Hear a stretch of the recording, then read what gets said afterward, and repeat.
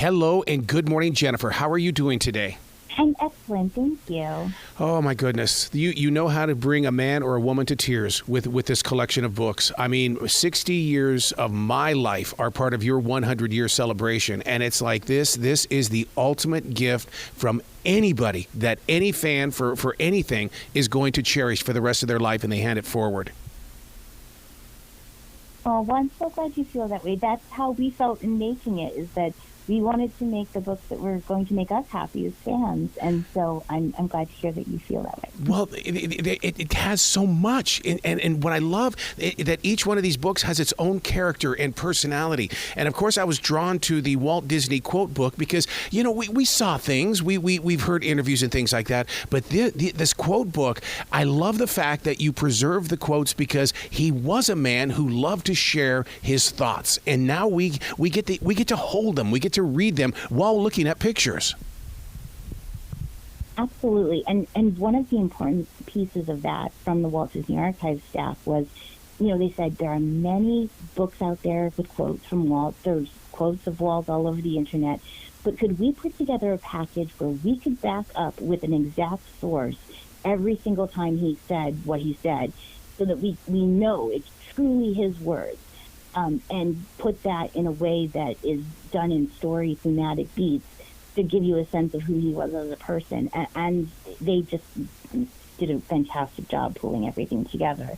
One of my favorite quotes is, "No man alone can do very much of consequence without the help of others."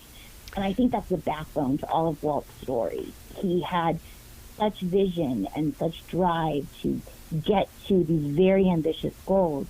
And everything was always about, okay, there are obstacles in my way to achieve that. What do I need to do? What resources do I need to pull together? What people with special talents do I need to bring into the project? What new technologies do we need to invent? Because I need to get to that goal that is very story-driven. And he never gave up, and he always kept going and pushed through. He was an open door for so many opportunities. People would, they came to him with an idea, and he believed in them. And then he would make them a part of the team, and just to watch everything grow, because like you said, not one person can do this. I mean, he opened the door for that team to be shaped. One of my other favorite books is our Walt Disney An American Original, the Commemorative Edition. Mm-hmm. This was a book done by a biographer in the 1970s called Bob Thomas.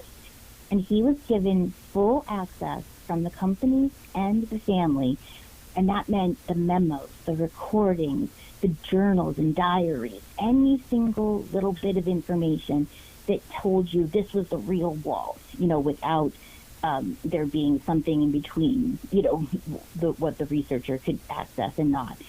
And he put together this story beat of Walt's life that has never been outdone in any other publication. It's just truly an honest, sincere, emotional package that shows you who Walt was as a person and a professional.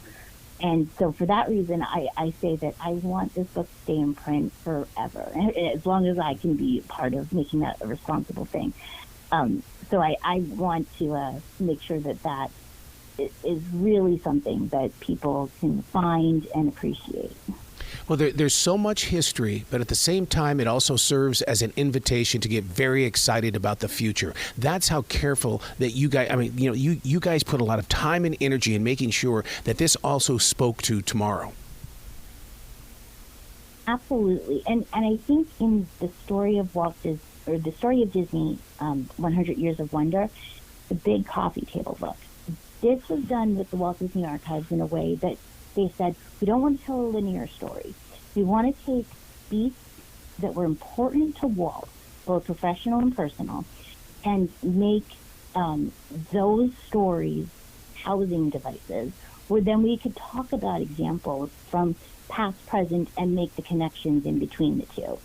And I really love that that's the way that we focused on it, because it gives you the opportunity to talk about technologies from the 1920s and how different innovation paths led from one thing to another that leads you to a culture where something now exists that it's just more ambitious and more culturally relevant than ever before. Walt's grandson got to be a part of this, Christopher, and that really, keeps that fresh, open door policy as well. I mean, it's for the American original, Walt Disney and American original. I just love the idea that somebody from the family was a huge part of this. Absolutely, and I have to say, there's also an audiobook release of it as well. And Christopher, as well as all of the other contributors to the special essays in the book, read their own pieces, and that is truly emotional and beautiful. Just to show the Walt Disney magic and how much it's still alive. I mean, when you pick up the books and start reading the ones that were put together by John and Bruce, I mean, that Disney magic is right there. And I love the way that they were able to share the story for all ages. And I mean that because I want younger people to pick up these books, and I want them to be able to say, whoa, so this was before where we are right now? Oh, whoa. And I think what helps with that too is we made the book very visually enticing, right? Mm-hmm. So there's a lot of different artwork and photographs, and again, it's going to bounce back and forth between a vintage older piece and the modern day. And so just flipping through, you're going to, if Disney means something to you, you're going to flip through this and find some piece that's visually meaningful to you.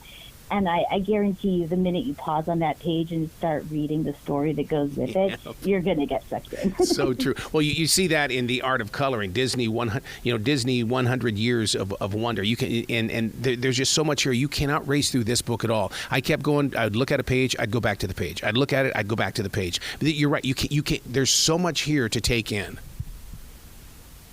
Absolutely. That Art of Coloring book is part of our adult coloring line. So part of it is that there's very small spaces to color in very methodically and be sort of meditative as you do it. But even just flipping through it and appreciating the character art in there is phenomenal, because the Walt Disney Archives team, again, brought a lot of passion to their research in putting it together. So they dug through vintage coloring books and old press kits and all sorts of things. So you can go from a 1920s Alice comedy final frame to Treasure Island production art to a modern day Pixar film, and it's just lovely.